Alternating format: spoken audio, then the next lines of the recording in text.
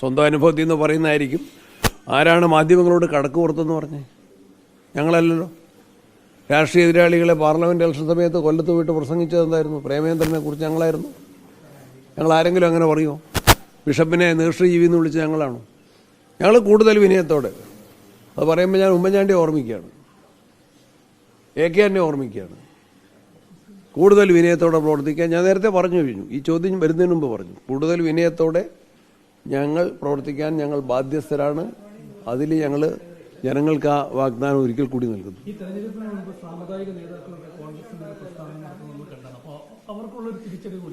Marxist പാർട്ടിയുടെ വലിയ നയമായിരുന്നു. മുഖ്യമന്ത്രി ഡൽഹിയിൽ വന്നിട്ടല്ലേ ഹിന്ദു പത്രത്തെ ഇങ്ങോട്ട് വിളിച്ച്, അങ്ങോട്ട് മുഖ്യമന്ത്രിയോട് ആവശ്യപ്പെട്ടതല്ലോ ഒരു അഭിമുഖം തരപ്പെടുത്തിയത്. അതിന് മറുപടിയുണ്ടോ? നിയമസഭയിൽ ഞാൻ തന്നെ ഒരു അടിയന്തര പ്രമേയ ചർച്ചയ്ക്ക് കൊടുത്തിരുന്നു. അത് അവരുടെ അനുമതി തേടിക്കൊണ്ട് സംസാരിക്കാൻ പോലും അനുവദിച്ചില്ല. കാരണം അതിലെ ഫാക്ട് വന്നാൽ പത്രങ്ങൾ തന്നെ അതിന്റെ വിശദീകരണം കൊടുത്തത് എന്താണ്? വ്യക്തമല്ലേ? അപ്പം മാർക്സിസ്റ്റ് പാർട്ടി അവസരവാദപരമായിട്ട് വർഗീയത കളിക്കാൻ വേണ്ടി ശ്രമിച്ചു. അത് അവർക്ക് തന്നെ എതിരായിട്ട് വന്നു. ഈ തിരുവനന്തപുരത്തെ BJPയുടെ വിജയം നമ്മൾ ഇടതുപക്ഷത്തിന് വിമർശിക്കുന്നതിന് ഉപരിയായിട്ട് എങ്ങനെയാണ് ഒരു വിലയിരുത്തുന്നത്? BJPയെ തടഞ്ഞത് അത് ഗൗരവത്തിൽ കാണേണ്ടതാണ്. കോൺഗ്രസ് ഇത് ഗൗരവത്തിൽ തന്നെ കണ്ടു. ബഹുമാനായ ശ്രീ K മുരളീധരൻ തന്നെ തിരുവനന്തപുരം കോർപ്പറേഷന്റെ ചുമതല ഏറ്റെടുത്ത് ദീർഘനാളത്തെ നല്ല പ്രവർത്തനങ്ങൾ നടത്തി നല്ല സ്ഥാനാർത്ഥികളെ, ആദ്യമേ ശബരിനാഥിനെ സ്ഥാനാർത്ഥിയായിട്ട് നിശ്ചയിച്ചത് കോൺഗ്രസാണ്. അദ്ദേഹം നല്ല വോട്ടിനും ജയിച്ചു. തിരുവനന്തപുരത്ത് കോൺഗ്രസിന് 10 ഉണ്ടായിരുന്നത് 19 വർദ്ധിപ്പിച്ചു. ഞങ്ങൾ CPMന്റെ സീറ്റുകൾ നഷ്ടപ്പെട്ടു. അവർ തന്നെ ഉണ്ടാക്കിയ വർഗീയ വിഭജനത്തിൻ്റെതായ ഒരു അന്തരീക്ഷമുണ്ട്. അത് അവസാനം ഉപയോഗപ്പെടുത്തിയത് ഒരുപക്ഷെ BJP ആയിരിക്കും. ഞങ്ങളതിനെ ഗൗരവത്തിൽ തന്നെ കാണുന്നു. ഈ ശശി തരൂരിന്റെ പ്രസ്താവനകൾ എത്രത്തോളം BJPക്ക് ഗുണം ചെയ്തിട്ടുണ്ട്? അതെങ്ങനെ ഉണ്ടാവില്ല. ഈ തെരഞ്ഞെടുപ്പ് വന്നതിന് ശേഷം കണ്ണൂരിലടക്കം വലിയ രീതിയിലുള്ള ആക്രമണ സംഭവങ്ങൾ CPMന്റെ ഭാഗത്തു നിന്നുണ്ടായിട്ടുണ്ട്. അപ്പം ഈ വിജയത്തെ ആക്രമണത്തിലൂടെ നേരിടാനുള്ള ഒരു ശൈലിയാണ് ഇപ്പോഴും ഉണ്ട്. എനിക്കിന്ന് വന്നിരിക്കുന്നത് എന്റെ നിയോജകമണ്ഡലത്തിൽ 2 വാർഡുകൾ CPMന്റേത് UDFന് കിട്ടി. അവിടെ പ്രവർത്തിച്ച ഒരു വ്യക്തിക്ക് കൊന്നുകളയുമെന്നുള്ള ഭീഷണി കോളുകളാണ് വന്നുകൊണ്ടിരിക്കുന്നത്. പ്രകടനം നടത്തി. മമ്പറത്തുണ്ടായ സംഭവം എല്ലാവരും ഞെട്ടിപ്പിച്ചതല്ലേ. റിട്ടയർഡ് അധ്യാപകൻ, അദ്ദേഹം പോളിംഗ് ബൂത്തിൽ ഏജന്റായിട്ട് പ്രവർത്തിച്ചു. അദ്ദേഹത്തിന്റെ സ്ഥാപനത്തിൽ കയറി മുഖംമൂടി ധരിച്ചവരെ ഐഡന്റിഫൈ ചെയ്തിട്ടുണ്ട്. അത് നാട്ടുകാരൻ തന്നെയാണ്. CPM ഗുണ്ടയാണ്. അദ്ദേഹത്തെ ക്രൂരമായിട്ട് ആക്രമിക്കുന്ന അദ്ദേഹത്തിന്റെ കരച്ചില് കേരളത്തിലെ ജനങ്ങൾ കേട്ടത്. അത് മുഖ്യമന്ത്രിയുടെ വീടിന് 2 കിലോമീറ്റർ ദൂരത്തിലായി സംഭവം നടന്നു. CPMന്റെ കേരളത്തിലെ രാഷ്ട്രീയ നേതൃത്വം ഇപ്പോഴും അക്രമങ്ങളെ പ്രോത്സാഹിപ്പിക്കുകയാണ്. തെരഞ്ഞെടുപ്പ് ദിവസം നടന്ന അക്രമങ്ങൾ, സ്ഥാനാർത്ഥികൾക്കും ഏജന്റന്മാർക്കും പ്രവർത്തകർക്കും നേരെ നടന്ന അക്രമങ്ങൾ, അതുപോലെ അത് തുടരുകയാണ്. പരാജയത്തോടു കൂടി അവർ കൂടുതൽ പരിഭ്രാന്തതയോടെ അവർ ഈ അക്രമങ്ങൾ അഴിച്ചുവിടുകയാണ്.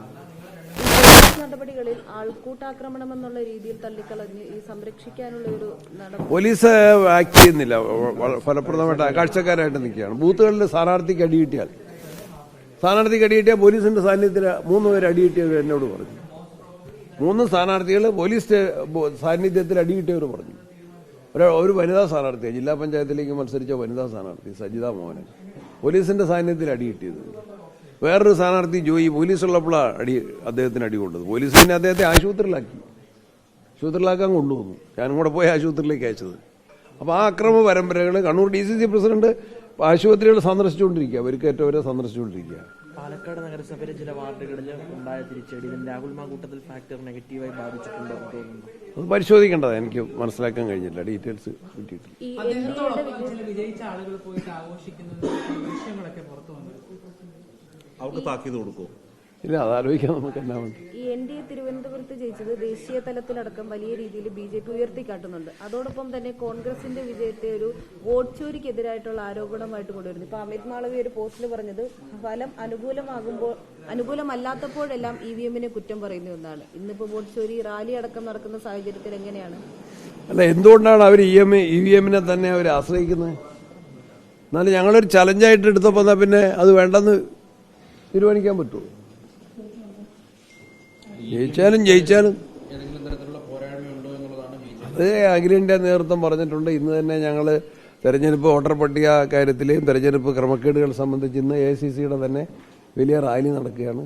അത് ദേശീയ തലത്തിൽ കോൺഗ്രസ് ഉയർത്തുന്ന പ്രധാനപ്പെട്ട ഒരു ജനാധിപത്യ സംരക്ഷണത്തിന്റെ ഒരു പ്രധാനപ്പെട്ട ഇഷ്യൂ തന്നെ. തിരുവനന്തപുരം പിടിച്ചോടെ മോദി ടി എന്നും ബാക്കി ദേശീയ നേതാക്കന്മാരെല്ലാം കേരളം മൊത്തം പിടിച്ചെന്നൊരു ആംഗിളിലാണ് അതാ അതെ അതിപ്പോ ഈ ലഡുവിന്റെ മുകളില് മുന്തിരിങ്ങ വെക്കുന്ന പോലെ അല്ലേ.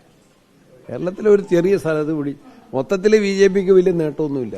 UDFന്റെ ഈ ചരിത്ര വിജയത്തിനിടയിൽ അവരുടെ അവകാശവാദത്തിന് എന്ത് പ്രസക്തിയാണ് ജനങ്ങൾക്കറിയാൻ മേലെ. തൃശ്ശൂർ പോലും തോറ്റില്ലേ? തൃശ്ശൂർ കോർപ്പറേഷനിൽ ഞങ്ങളുടെ ഭൂരിപക്ഷം എത്രയാണ്? ഇനി LDFും UDFും തമ്മിലുള്ള പെർസെന്റേജ് വ്യത്യാസം 10%. വോട്ട് പെർസെന്റേജിലെ വ്യത്യാസം 10%. ശക്തി കേന്ദ്രങ്ങളാണ് തകർന്നത്. അവിടെയെല്ലാം ഒരുപക്ഷെ തിരുവനന്തപുരം ഒഴിച്ച് അവിടെയും കോൺഗ്രസ് നില മെച്ചപ്പെടുത്തി. ശരി, താങ്ക് യു. സംഘടനകളെ കൂട്ടുപിടിച്ചത് സർക്കാരിന് തിരിച്ചടിയായി. വെള്ളാപ്പള്ളിയെ മുഖ്യമന്ത്രി കാറിൽ അതൊക്കെ ജനങ്ങൾ വിലയിരുത്തിയിട്ടുണ്ട്. ശരി. കേരള കോൺഗ്രസ്